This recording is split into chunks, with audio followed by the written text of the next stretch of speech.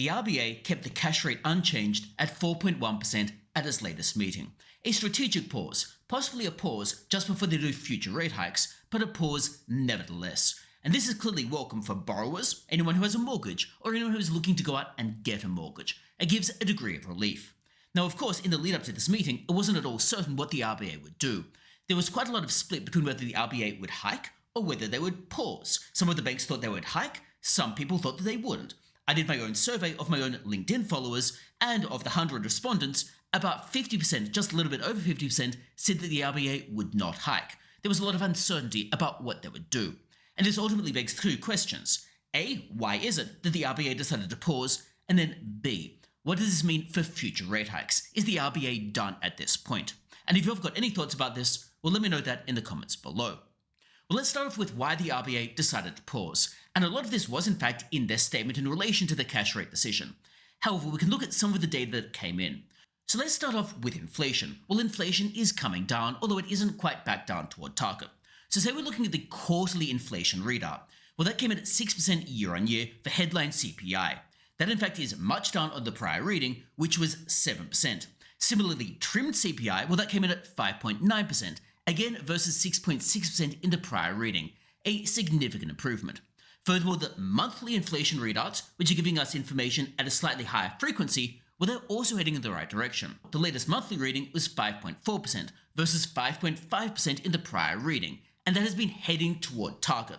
However, inflation, like I said, is still above the 2 to 3% target that the RBA has, which to some extent adds fuel to this speculation that they might hike again, but the fact that it's moving in the right direction perhaps maybe gives them some reason to pause. We can also look at growth. Well, the RBA's own growth forecasts have softened quite a bit, falling potentially below 2% in the 2024 year. Furthermore, if we're looking at some other sentiment forecasts, well, the NAB Consumer Stress Index, well, that actually increased. Retail sales fell 0.8% month on month, suggesting that consumers are actually spending less money. Now, if we look at the unemployment situation, we've got pluses and minuses as far as the RBA goes. So, for example, wage growth is persistently extremely sluggish. For example, wage growth came in at 3.7% year on year.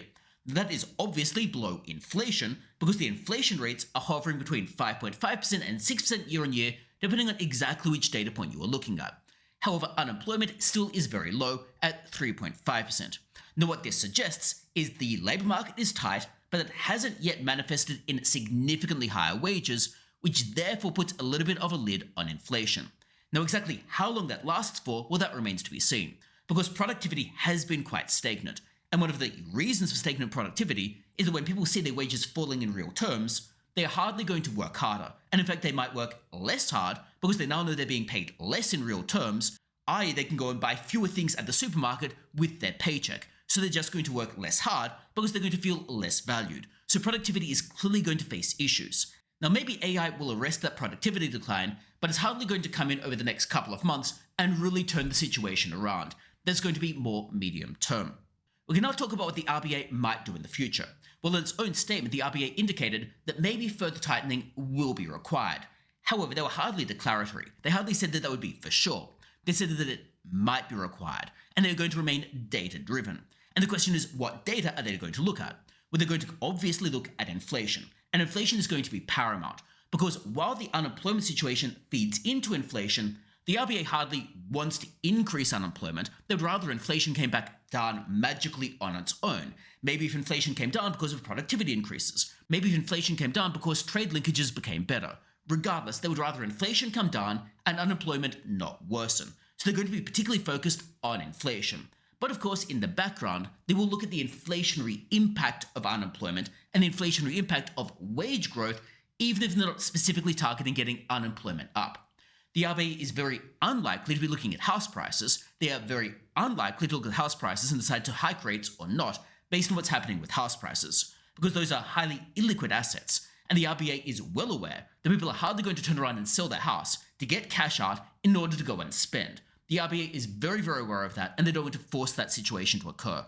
So they will be aware of mortgage stress, they will be aware of how that impacts spending, they will be aware of not putting people into bankruptcy and the impact that will have on the economy, but they aren't really specifically targeting house prices per se. Now, the RBA, of course, will consider growth data points because the RBA hardly wants to create a massive recession while trying to tackle inflation. But inflation is their primary mandate. And when they're looking at growth, that, of course, is going to have inflation-related implications that are going to be important for them. So what does all of this mean? Well, it means we aren't totally out of the woods at the moment. However, it does seem like the rate hiking cycle is very much toward an end. It does seem like a future rate hike is maybe not super certain.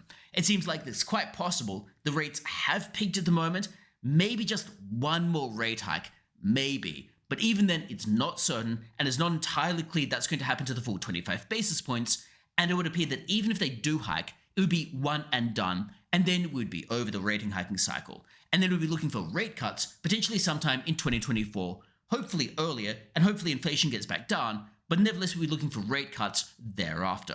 So hopefully that gives you a bit of an idea about what the RBA did and why the RBA decided to keep the cash rate unchanged. If you've got any thoughts about the RBA's decision here, well, let me know that in the comments below. And otherwise, thanks a lot for tuning in. Don't forget to subscribe, and hopefully I see you next time as well.